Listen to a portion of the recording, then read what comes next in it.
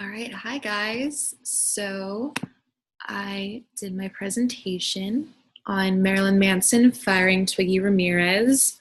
This was a really big deal for me because I've been a Marilyn Manson fan since forever, and he's been the bassist for 25 years. So since before I was born.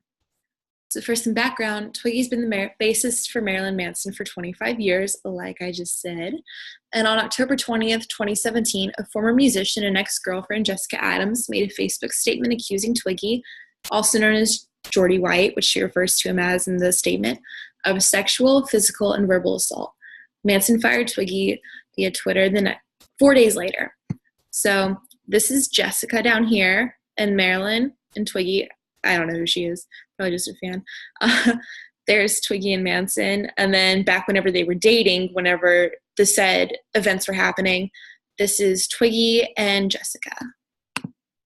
So this is Manson's tweet. It says, "I've decided to part ways with Geordie White as a member of Marilyn Manson. He'll be replaced for the upcoming tour, and I wish him well." You can see that her statement was October 20th, which, by the way, I'll put this statement after the PowerPoint. It was too big to put on the slide. You'll definitely see why, and you can just go through and pause it and read it if you're interested. It was made October 20th, and his was the 24th.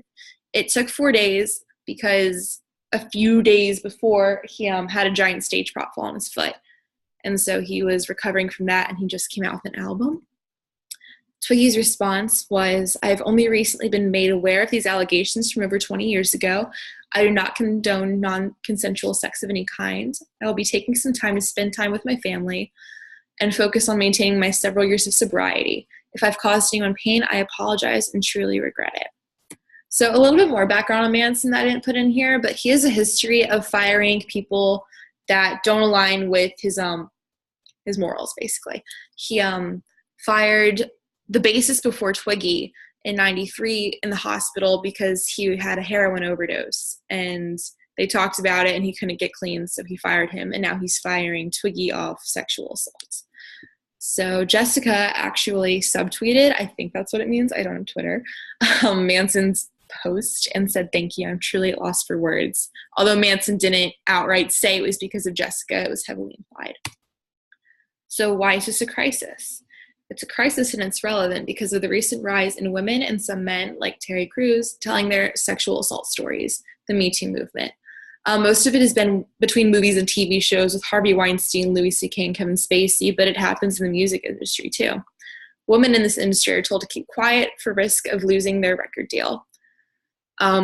Actually, if you read Jessica's statement at the end, there's one part where she says that she went to go talk to someone about it, but since they were under the same contract as Marilyn Manson, then she was too afraid because they definitely would have cut them off and they wouldn't have made any money. They wouldn't have been famous or anything. So this is actually from a song that she wrote about the incident.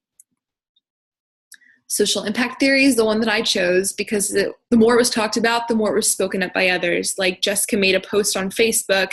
The fans of her and her band spoke up about their experiences. And then Manson took action, fired somebody because of this post, made a post himself, which reached a different demographic of fans, and they also spoke up and took action.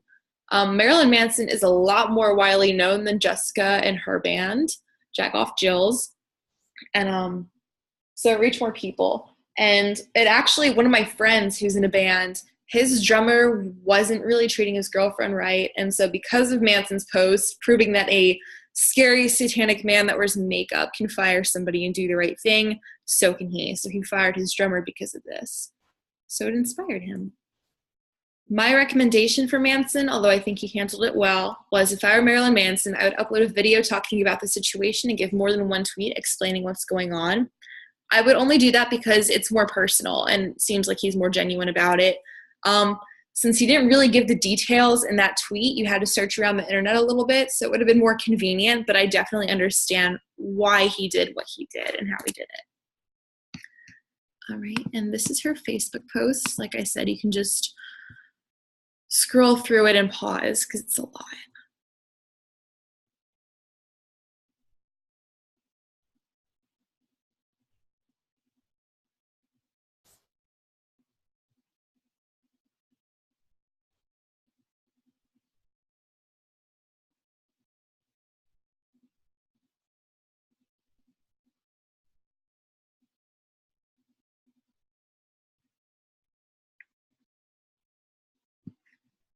All right, that's all I have for you.